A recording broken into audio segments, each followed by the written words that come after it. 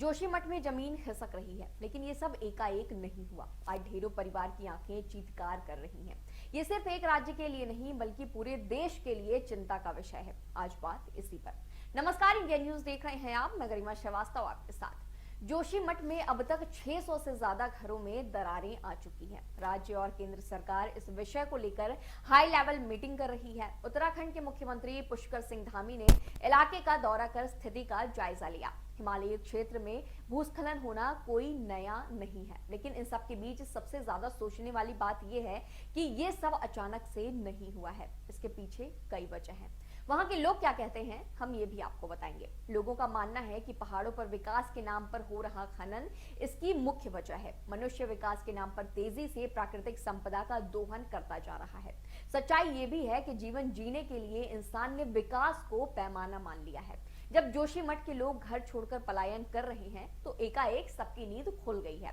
अब हम कहते हैं कि हिमालयी क्षेत्र को बचाने के लिए हमें युद्ध स्तर पर काम करना होगा, लेकिन समय रहते क्यों नहीं किया गया। एक और बड़ी सच्चाई ये भी है कि आज से 47 साल पहले अगर हम चेत जाते तो ये नौबत नहीं आती। शायद जो लोग अपना घर छोड़ रहे हैं, अपनी आंखों में आंसू लिए पलायन कर रहे हैं, आज उन्हें ये दिन नहीं देखना पड़ता।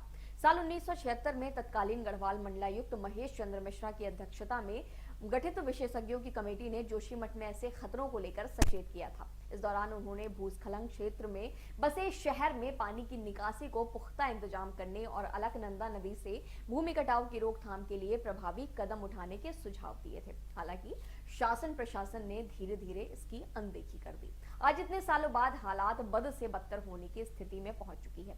इसके लिए किसे जिम्मेदार समझे, सवाल भी खूब खड़े होंगे। जवाबदेही किसकी है, कोई सामने नहीं आएगा। सब के सब चुप रहेंगे। हम इसे विडंबना ही कहेंगे कि जहां अतीत में हिमालय के विकास के लिए युद्ध स्तर पर एक परियोजना बनाई गई थी, वो सारी धरी की धरी रह गई। इस इलाके को बचाने के लिए भी युद्ध स्तर पर काम करना होगा।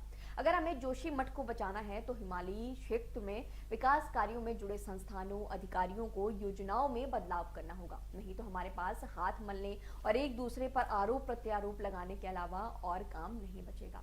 अब सवाल ये है कि क्या उत्तराखंड के पहाड़ी इलाकों में सभी विकास योजनाओं को बंद कर देना चाहिए। इसके लिए जांच कार्य को आगे बढ़ाते हुए सही नतीजे पर पहुंचा आज के समय की मांग है। वैसे भी भारत हिमालयी तबाही को बर्दाश्त नहीं कर सकता है। जोशीमठ से सीख लेते हुए राज्य सरकारों को दूसरे पहाड़ी इलाकों को लेकर भी सचेत हो जाना चाहिए। सिर्फ जोशीमठ पर ही फोकस रखने से समस्या का निदान नहीं किया जा सकता। एक बड़ी सच्चाई ये भी है कि इंसान ने विकास की आड़ में विलासिता को बढ़ावा दिया है और इसी सोच ने आज जोशीमठ जैसे खूबसूरत शहर को खत्म होने की कगार पर पहुंचा दिया है। विकास और विलासिता ने स्थानीय लोगों और जैव विविधता को डुबो रहा है। देश का विकास सिर्फ बड़ी बड़ी इमारतों, चमचमाती सड़कों से नहीं आंकी जा सकती। अगर देश और लोगों को सुरक्षित रखना है तो हमें प्रकृति को बचाना होगा, हिमालय को समझना होगा। पर कौन शुरू करेगा ये सारी चीजें, कब होंगी, कैसे होंगी, कुछ भी नहीं कहा जा सकता। लेकिन हाँ, ये प्रकृति हमें सचेत जरूर कर रही है। संभल जाइए।